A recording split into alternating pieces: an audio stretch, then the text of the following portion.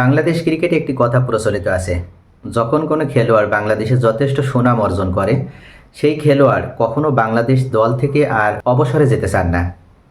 কী যে কারণ, এই বিষয়টি কিন্তু এখনও পর্যন্ত বোধগম্য হয় না। তামিম ইকবাল থেকে শুরু করে সাকিব আল হাসান, মাশরাফি বিন মুর্তজা, মাহমুদুল্লাহ রিয়াদ, যারা এই সুনামের সাথে ইতোমধ্যে বাংলাদেশকে সার্ভিস দিয়েছে, সেবা দিয়েছে, কেউই সম্মানের সাথে বাংলাদেশ টিমকে বিদায় জানাতে পারেনি। সকলেই দর্শকদের চাপে অথবা তাদের ব্যর্থ হয়েছে, তারা ফর্মহীনতায় ভুগেছে, এরকম সময় তারা সকলেই বিদায় নিতে বাধ্য হয়েছে। কিন্তু একজন খেলোয়াড়ের যখন সমৃদ্ধ একটা ক্যারিয়ার গড়ে ওঠে, আর এই সমৃদ্ধ ক্যারিয়ারে সকলেরই চাওয়া থাকে যন্তত স্টেডিয়াম থেকে তারা বিদায় নেবে, দর্শক আম্পায়ার উপস্থিত হয়ে তাদেরকে বিদায় জানাবে, সম্মানের সাথে বিদায় জানাবে। এখন বাংলাদেশে আরেকজন রয়েছে, অন্যতম কিংবদন্তি মুশফিকুর রহিম। তিনি ইতিমধ্যে সাদা বলের ক্রিকেটকে বিদায় জানালেও লাল বলের ক্রিকেটে তিনি এখনও আছেন এবং টেস্ট ক্রিকেট খেলছেন। ইতিমধ্যে বাংলাদেশ ও জিম্বাবুয়ের মধ্যকার টেস্ট সিরিজ চলমান রয়েছে। একটি টেস্ট সিরিজ ম্যাচ হয়েও গিয়েছে এবং সেখানে মুশফিকুর রহিম ছিলেন, কিন্তু মুশফিকুর রহিম তার নামের সাথে আর সুবিচার করতে সক্ষম হচ্ছে না। মুশফিকুর রহিমের যে সমৃদ্ধ ক্যারিয়ার, ইতিমধ্যে তিনি 95টি টেস্ট ম্যাচ খেলেছে। 95টি টেস্ট ম্যাচ খেলে যেখানে প্রায় 6000-এর উপরে রান, এভারেজও ভালো 37.সামথিং এভারেজ, এবং ওনার সেঞ্চুরি আছে 11টি, হাফ সেঞ্চুরি আছে 27টি, এবং সর্বোচ্চ স্কোর 219।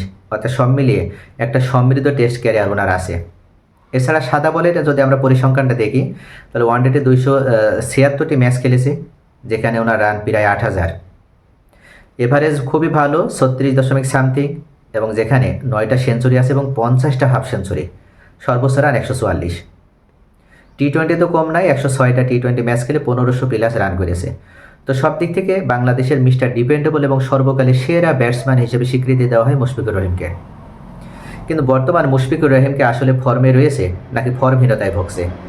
লাস্ট 12টা ইনিংস যদি দেখা হয়, তাহলে লাস্ট 12টা ইনিংসে মুশফিকুর রহিমের একটি হাফ সেঞ্চুরিও নেই, এবং লাস্ট 12টা ইনিংসে সর্বোচ্চ রান ওনার মাত্র 22। অর্থাৎ যে টেস্ট ম্যাচগুলো উনি লাস্ট 12টা ইনিংস খেলেছে, একটি তো হাফ সেঞ্চুরি তো দূরের কথা, হাফ সেঞ্চুরির ধারে কাছেও যেতে পারেনি। তো এখন কি সময় নয় মুশফিকুর রহিমের সম্মানের সাথে বিদায় নেওয়া?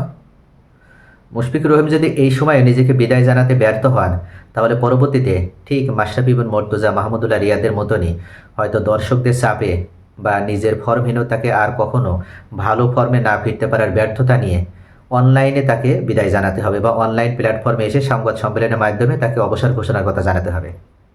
কিন্তু আমরা তো সকলেই মুশফিকুর রহিমের ফ্যান। আমরা চাই যে মুশফিকুর রহিম স্টেডিয়ামে তিনি বীরত্বের সাথে নিজের রিটায়ারমেন্টের কথা ঘোষণা করুক, অবসরের কথা ঘোষণা করুক, এবং সেখানে ফ্যান ফলোয়ার সকলের উপস্থিতিতে, আম্পায়ারের উপস্থিতিতে যথেষ্ট সম্মানের মাধ্যমে তিনি বিদায় গ্রহণ করুক। তো এই কালচারে কি আমরা কখনো আর ফিরতে পারবো না, নাকি আবার মুশফিকুর রহিমের ভাগ্যে এমনটাই হবে, অর্থাৎ ব্যর্থতার মাধ্যমেই তিনি অনলাইন প্ল্যাটফর্মে এসে সাংবাদিক সম্মেলন করে নিজের বিদায়ের কথা জানাবেন?